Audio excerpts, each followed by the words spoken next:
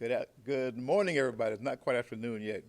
Good to see you again. We did take a week off last week. Well, we didn't take a week off. We just took a break on reporting, but we never take time off. As I was discussing with some of these gentlemen behind me, now COVID consumes so much of our time. It's a daily task that we're dealing with some COVID-related issue, COVID management. So it has become very taxing. Let me just be very transparent with you.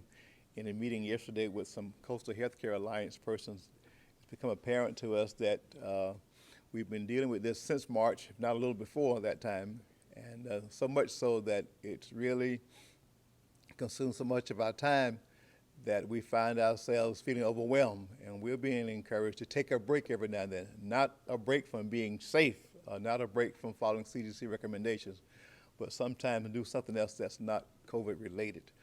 That walk out of the house, around the block, around the cul-de-sac. You can even walk individually in our parks if you like. All those kind of things to help break up the monotony of feeling like we're isolated, feeling like we can't visit grandma and granddad, feeling like we have to look at the same four walls every day. So let's make sure we break that up. It's good for our behavioral health, that's what I'm told. And we are beginning to see signs of wear and tear, and we want to try to mitigate that as much as we can. So let's put all those motions into place to include the hand washing and the social distancing and the wearing our face covering. So please, ma'am, please sir, do that for us so that we can all weather this storm together. And that's what we've been saying. We're in this together. We're not by ourselves. We're in this together.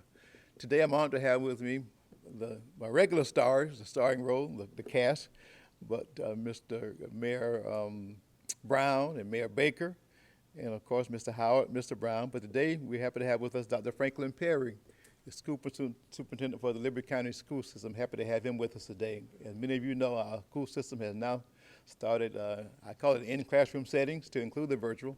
And so he wants to come with us today just to bring you up to date on what's going on in our school system. We all know that the big game's coming up this weekend, and they have plans for that in place. So we remind you to be a committee of one, even going to the game, you know, social distance, wear your mask, all those things that you've been told to do from March to this very time. So it's an exciting time. We're happy to be in Liberty County. There are a lot of things still going on in spite of COVID, so we have not lost our enthusiasm for this growing and prosperous community that we're so proud to call home, that makes us all Liberty County proud. So this time I'm going to yield, and I'm going to bring up to you Mayor Larry Baker, the mayor of the city of Walthamville. Thank you, Mr. Chairman. To each of you, good morning. Citizens of Walthamville, thank you. A few bullets that I'd like to share. The city of Walthamville, we're still closed at the main door, but the drive-through is open 9 to 5. City of Walthamville, we, the mayor and council, about ready to get back on our water bills. We stopped the water bills back in March. We made arrangements then. We didn't do any late fees. We didn't do any cutting off of services. On October the 5th, we will be back on that again. So please, ma'am, please, sir, let us stop by City Hall and get that taken care of. One more thing I'd like to add, the census count. We are in dire need. We have a few more days left, so we're in dire need for everyone to get counted. Stop by City Hall. We do have registration going around the city of Walthamville. I believe this is on Dunleavy at the store, and we were at the meat market on 84. So please, ma'am, please, sir, let us govern ourselves accordingly. With the census, that is very important because of the request y'all bring into the mayor and council is all in the census. It's all in the census. The roads to be paved is in the census. Economic development is in the census. So please, ma'am, please, sir, govern ourselves accordingly. And at this time, I will yield to Mayor Allen Brown, the mayor of the city of Hinesville. Thank you. Thank you, Mayor Baker. Good morning from Team Hinesville and Liberty County. Team Liberty County, excuse me. Hinesville's in Liberty County, so we're all a good team. And we got our new member with us today who's always been a member. He just wasn't here with us in these meetings. We're glad to have him. As of this morning, Liberty County has 1,091 confirmed cases, 13 of which were overnight, and it's a total increase from last week, last time we spoke to you, or last week really, of 112 cases. For those of you watching the city council meeting last week, You heard us discuss a mask order, a new order for masks, and we have approved it. They were voted on under the stipulation of modifying the wording. Our legal team has reviewed the wording to ensure compliance with the governor's executive orders. They have officially taken effect now and are posted on our website, and an explanation video is posted on our social media accounts, so there's a lot of information available on it. For now, I encourage you to continue practicing the 3 W's: wear your mask, wash your hands, and watch your distance. Again, if you were listening to our council meeting, you heard a snapshot of the data driving decisions here in Liberty County provided to us by the Georgia Department of Public Health. And overall, that report gives us some pretty good encouragement. You can get that information by going to the website www.covid19.gachd.org to review the data yourself and use it to protect yourself and your loved ones.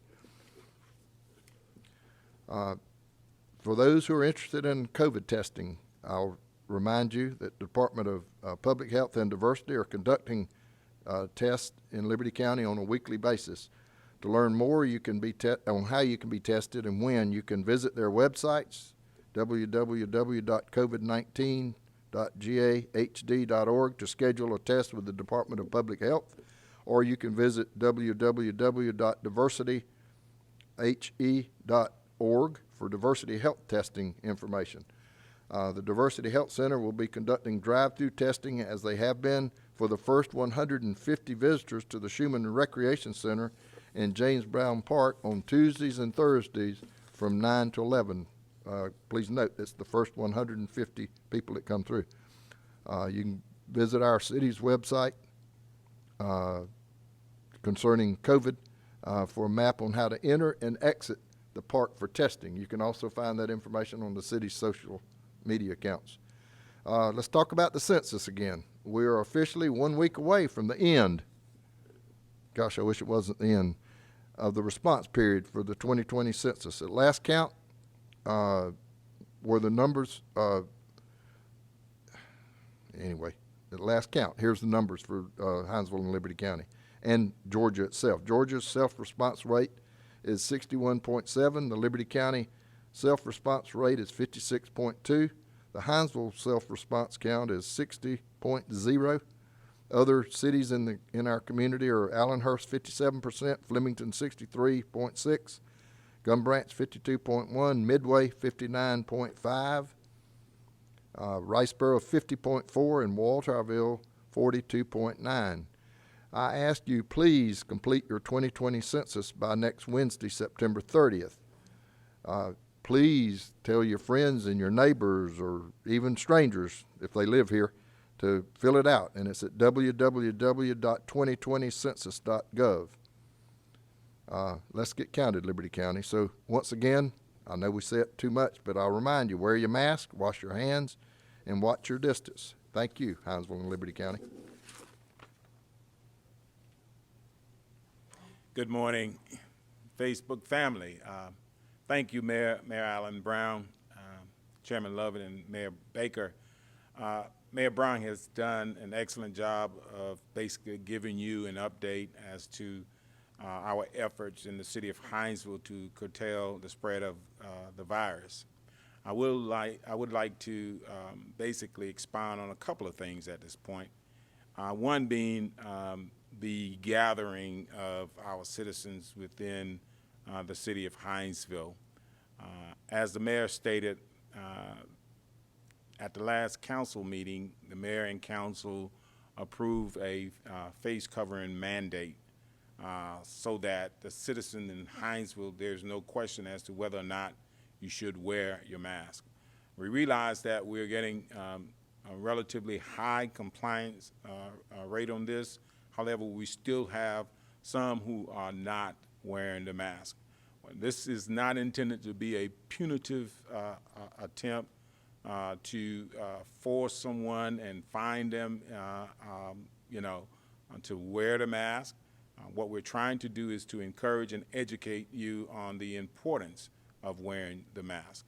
Now, we've realized that at some of our gatherings happening at the local clubs, We're asking our owners and the sole proprietors of these establishments, please be mindful of the fact that those are the vulnerable areas where you can spread the virus if you're not adhering to CDC's guidelines. So we're going to ask that you cooperate with us because we are very concerned about it, and we've had some incidents. So we really, really want you to cooperate with us in trying to curtail this virus, the spread of the virus.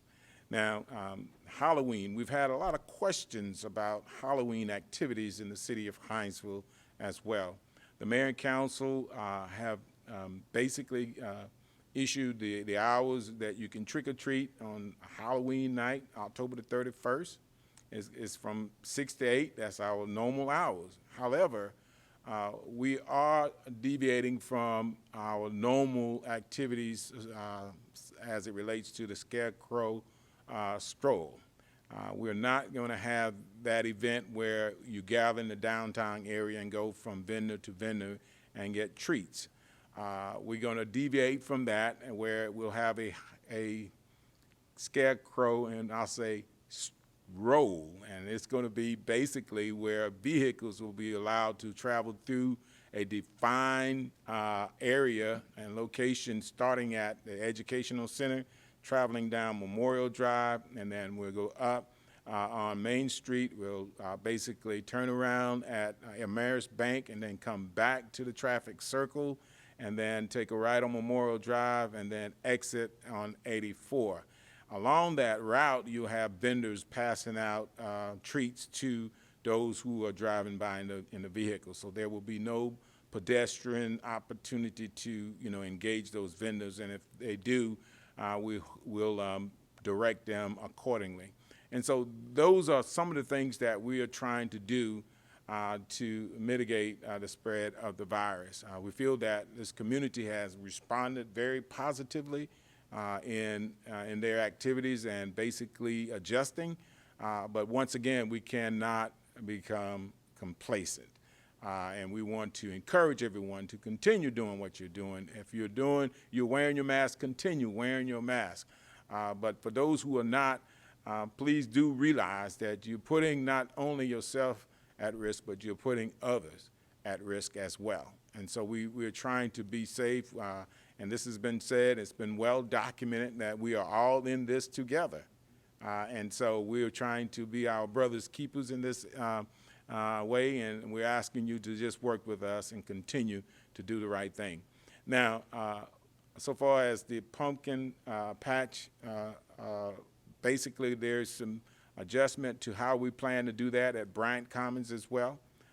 We will have an opportunity for individuals to drive through that park and basically do likewise. They'll receive treats and they'll exit out of one entrance into the other. And so we are asking those who are going to participate in that to be mindful of the fact that you will not be allowed to get out of your vehicles. You'll be able to drive through, receive your treat, and then exit out of the park. So we have adjusted those activities because we know in the past, and history has shown that those are opportunities for large gathering in the city of Hinesville. And again, we're trying to mitigate that set of circumstances. And finally, the census. It is so vitally important, and the mayor has stated, as well as the chairman and Mayor Baker, the census is so important. It impacts us for 10 years running. And so there is very little that we can do once those numbers are counted. The numbers are what they are, and then you have to live with those numbers for 10 years. So please, let's do what we can to support the census efforts here in Hinesville, Liberty County. Now, without any further ado, we have Dr. Perry. He is with us today, and following Dr. Perry, we'll have Mr. Brown come and he'll give you an update with the county.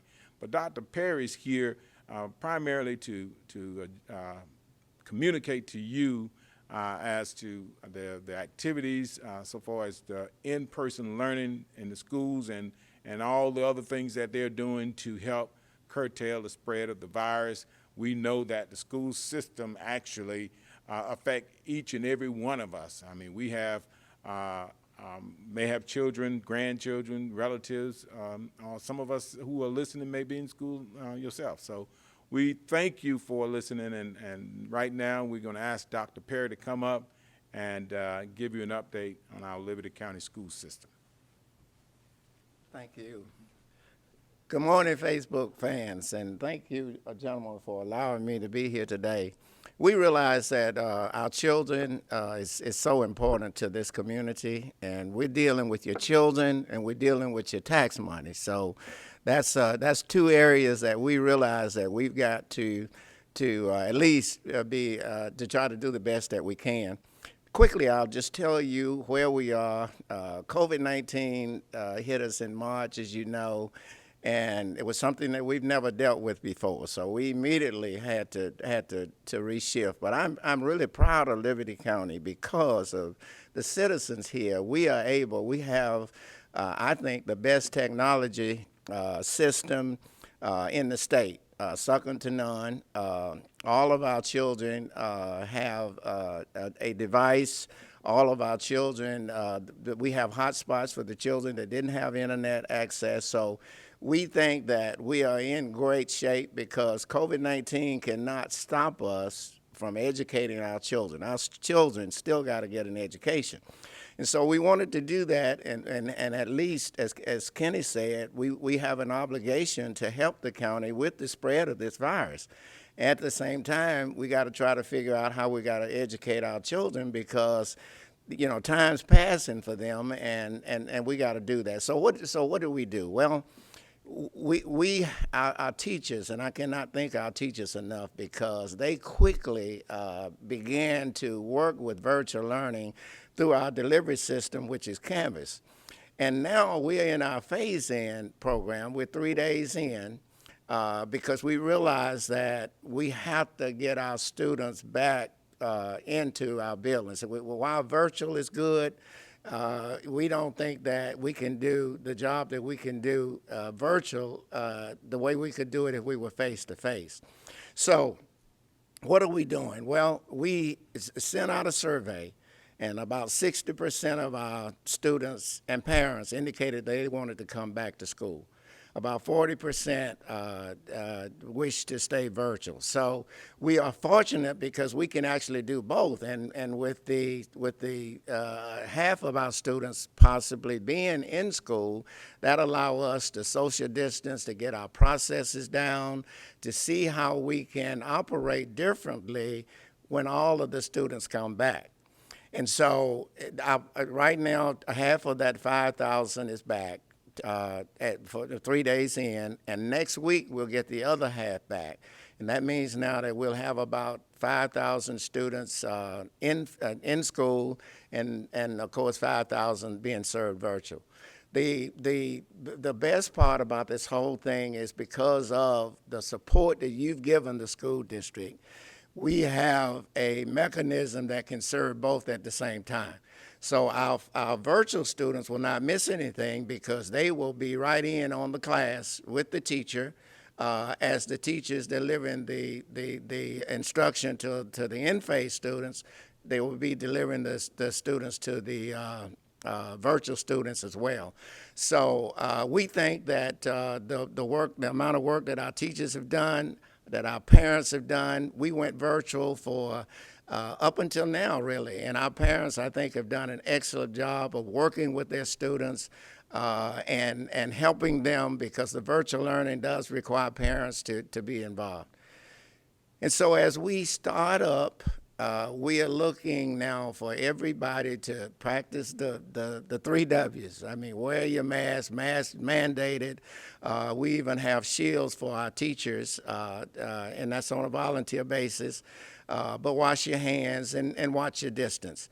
And that's what we're asking everybody to do, even at the game Friday night. Now, our stadium will hold, I think the number that I got was at least pretty close to 10,000 students. 10,000 people. So we feel like 10,000 people, most of our games, we've only had about 4,000 people to attend any game that we've had. So we are still asking everybody to help us. We're asking our students that's in school and the parents. If a student is sick, we simply ask you to keep them at home. We can serve them. They will not be counted absent inasmuch as we have the virtual. If they need to be at home, you notify the school. We will just allow them to be virtual that day. They will not be counted absent. But it's important that all of us and work together. Our students work together. All of us work together. But we just don't want people coming to school if they're sick. We all have to keep to keep the spread down. So we're excited. It is a new venture, but our mission is to educate every child in Liberty County with a high-quality education, and we're not going to let COVID-19. We're going to keep everybody, try to keep everybody safe, but we're not going to miss the opportunity to educate our children. So I thank you for allowing me to share with you. I encourage you to look at our district page. That's where we put all of the information that you need to know. And I certainly encourage you to call my office, call me at any time, and we will certainly try to address any concerns or any encouragement that you want to give. We certainly would like to have that as well. So thank you so much. Thank you, Dr. Perry. As King said, that's so important to the community, and more just hats off to the Board of Education, everything that you've been able to achieve and are still achieving in the midst of this unprecedented event. Just a couple of stats for you. You heard the mayor mention a little bit to this, but the numbers are trending up from the last report we gave a couple of weeks ago. Since 2 weeks ago, that daily average of new cases is up from an average of 6.57 to 10.71. The daily case rate per 1,000 is up from 6.7 to 12.7. And that daily transmission index, which is a key indicator, obviously, of the transmission of the disease, is up from 127.6 to 169.6, which is still considered in the high range. Mayor mentioned the websites for diversity and especially for Georgia Public Health. A lot of the stats that I just mentioned can be found on that Coastal Health District website at covid19.gachd.org, and diversity site is diversityhc.org. Please visit those sites for more information. There's been no change in the last couple of weeks on our general office environments. Our mandatory masking policy is still in effect, so you can expect temperature checks at our offices around the county. If you do not have a mask, one will be provided for you in those facilities. Did want to mention we did have to close last week for a day due to a COVID exposure that we had in 2 of our offices. Court facilities. Chief Justice Harold Melton extended the judicial state of emergency until the 10th of October. And this means that there will continue to be just a limited number of grand jury proceedings that occur and no juries by regular trial. We'll tell you that the Atlantic Judicial Circuit, by order of Judge Melton, is in the middle of developing a plan to resume those 2 operations. That has to be done by that October 10th date. We met last week to talk about some of those specifics as a circuit team. Do expect probably grand jury proceedings to start after that plan's adopted, most likely sometime in late October or November. Depending on how that goes, then the normal jury trials might resume after that. A lot of logistical things to look at, obviously, that we're all familiar with in dealing with COVID. Some of those, though, come in conflict with some legal requirements of how many juries have to be impaneled at one time.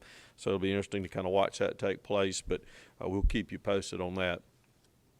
The commissioners, upon recommendation from the Liberty County Recreation Department, did approve some resuming some activities at some of our venues under some very strict protocols last week. These are found on the LCRD website, or you can call that office at 876-5359. Basically, certain athletic fields will now be available for use, again, under strict guidelines by reservation only. There will be no organized team sports that will be practiced there as far as competitive games being played, and all of our organized game activities sponsored by REC are still under suspension at this time. So if you have any questions, please call that office and they can fill you in more specifically. The Board of Commissioners still meeting in person, but with limited attendance guidelines. Those are found on our website, so please feel free to view those. And as we come back to you in the next couple of weeks, I'll talk to you a little bit about early voting that's going to go on for the presidential election. We are in the process of working with Voter Registration Office to open another couple of early voting sites. That will give us 4 total in the county, which doubles the amount from previous. There are also, for those of you who want to practice absentee voting, there are additional absentee ballot boxes being placed around the county. Again, please visit their site, which is accessed through our libertycountyga.com site. Turn it back over to the chairman now. Thank you, Mr. Brown and Team Liberty. Thank you, Liberty County, for your efforts thus far. We really do applaud your perseverance. Thank you for those of you who have been with us every week since this all began. Now, we are on an alternating week schedule, so we won't be here next week, but the week thereafter. At that time, we hope to have some good news that even though school started, the outbreaks have been kept to a minimum. I think it would be foolish for us to think that we're not going to have any. I'm in healthcare. It would be foolish for us to think we're not going to have any. Somebody's going to turn up positive. That's by the nature of being a transit population. But with you doing what you can do, it certainly helps to minimize it. If I may put my political hat on for just a minute, we are all pushing the census, so please get counted. This is a growing community. We need all the resources we can to manage our growth, to manage it financially. So your being counted helps us to qualify for those financial dollars that we need to help our county to move forward. Something else is on the ballot is called e-commerce. Now, I'm not allowed to politic for that, as we say, but I can ask you to look at that. It's on the ballot, and it says it would help us with growth and jobs, and help us to get industry in our county like the Amazons of the world. So if you believe in that, which I hope that you do, please give consideration to that. E-commerce is on one of the amendments on the sample ballot. Hats off again to Dr. Perry and our Board of Education for an awesome job thus far. Even before going back in the classroom face-to-face, they've been doing an awesome job. And we are your partners, sir. And as Mayor Brown said, this is Team Liberty, so you are a very integral part of that team. And listen, if you need to get out and get a little fresh air, guess what? Big game coming up Friday night. The stats prove, science proves that being outside is a good thing. Outside, open air is a good thing. But still, wear your mask, wear your face coverings, wash your hands and sanitize, and watch your distances. So all of us, all of you, thank you so much for tuning in. We'll see you not next week, but the week after that. Have a great day.